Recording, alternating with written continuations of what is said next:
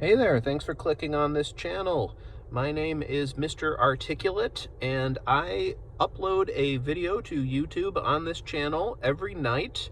The video always needs to be between 5 and 10 minutes long.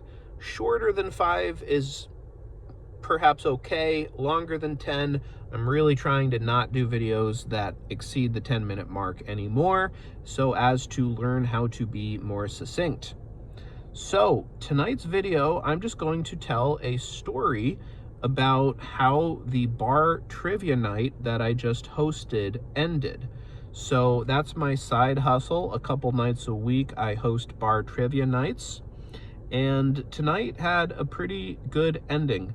We only had 4 teams make it all the way to the end.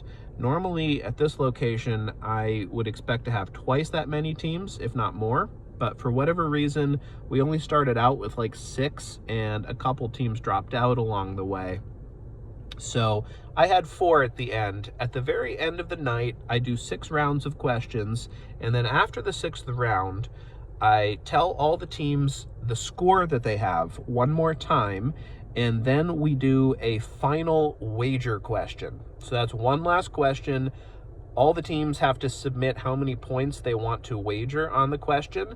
And then after I grade the answers for that last question and deduct or add points for each team according to what they wagered, then we know who the winner is. So tonight we had 4 teams. The final question was, what actor has appeared in the most Quentin Tarantino movies? And I will tell you now, the answer is Samuel L. Jackson. So I figured pretty much every team was going to get that, or at least 2 of them anyway. But amazingly, no team got it. The answers were Quinton. Don't know. That was a bizarre answer from one of the better teams that we had tonight. I guess it meant Quentin Tarantino, and they were guessing that the man himself, by cameos, had been in the most movies. We had someone guess Kurt Russell, which was a really weird answer. Brad Pitt. I think Pitt's only been in 2 Tarantino movies. And then I don't even remember who the 4th actor I'd never heard of. Or maybe I know his name a little bit, but not a big actor, not a guy it might have been Tim Dillon or something. But anyway, no one got it right. That's not that weird. But what was weird is every single team wagered all of their points. So after the final question, I had a 4-way tie with 4 teams of 0 points each. So that's a pretty rare circumstance. I've definitely had 2 teams be tied at the end, but I've never had every team be tied at the end. So what I like to do in those circumstances is I just will pose another question to all the groups, and it's always a question that has an exact numerical value as the answer. And then I have a representative run up from each team. They only get 60 seconds to deliberate on their answer, and I have all the teams that are in the tiebreak give me the number that they're going to guess, and then whatever team is closest gets the prize. So in that case, you always go numerical answer, because it basically removes any possibility of the tie continuing. So the question I threw out tonight was, how many people died on the Titanic? Bit of a morbid question, but that's what I went with. I always like to do a history question for these tie breaks because I really love history, and I don't think history questions necessarily get as much representation at bar trivia as I would like. So that was my question. 4 teams, they guessed ballpark. 1 team guessed about 700, another 800, another 1,200, and another 2,300. And the correct answer was basically the U.S. investigating team at the time came to a conclusion of 1,513 deaths. So the team that had been leading most of the night ended up with the 1,200 guess, so they ended up winning.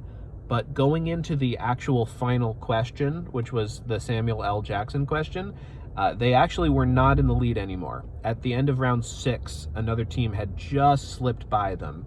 And the team that had been in the lead going into the last question, they were the team that guessed Quinton, which again, presumably they meant Quentin Tarantino, but why just the first name, and why instead of Quentin did they write Quinton? Weird. But didn't matter in the end, because the team that guessed 1200 was not the Quinton team anyway. So that is my little story time for tonight. It was fun at the end. You know, a lot of the teams got a big laugh out of the fact that they were in a 4-way tie with 0. It was especially funny because there was a big gap going into the final question between the top 2 teams and then the 3rd and 4th teams. So it was kind of funny. The teams 3 and 4, basically, like, they were getting their butts kicked. They had not a chance in hell, seemingly, of winning at the end. And yet, after the last question, which they didn't even get right, they were down to a sudden death to win it all. So it would have been really funny if one of the 2 so-called bad teams had just pulled the best guess on the Titanic question. It's funny, years ago, I used that same exact tiebreaker question, and this was at a bar. It was a 2-way tie. One of the teams in the 2-way tie was the best team at the bar by far. They were, you know, they either would win every week or be in the lead going into the final question every week.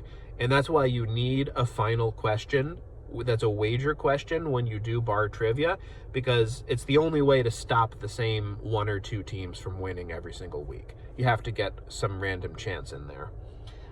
And so I asked the question, and the team that was the dominant team, I think they had a few good people on the team, but I think they had this one guy who was the reason they were the best team, this guy who just knew a lot about a lot of things. And I asked that question, and the words were barely out of my mouth. I had barely finished articulating the question when the guy stood up and walked over to me and told me the exact number of individuals who died in the Titanic. He came up to me and said 1,513. Obviously, this dude was a Titanic buff, or Titanic history buff, I should say, and he knew it. He literally knew it. So that messes up the premise of ask a numerical question, because then various teams will just take their best estimations. If one guy literally knows the answer, you know, that changes the spirit of the thing a little bit.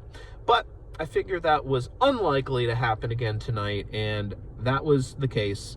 So there we go. That is my story time. If you stuck around until the end here, I appreciate you for doing that, and I thank you. And I wish for you to have a great rest of your day or night. I will be back tomorrow with another video on who knows what topic.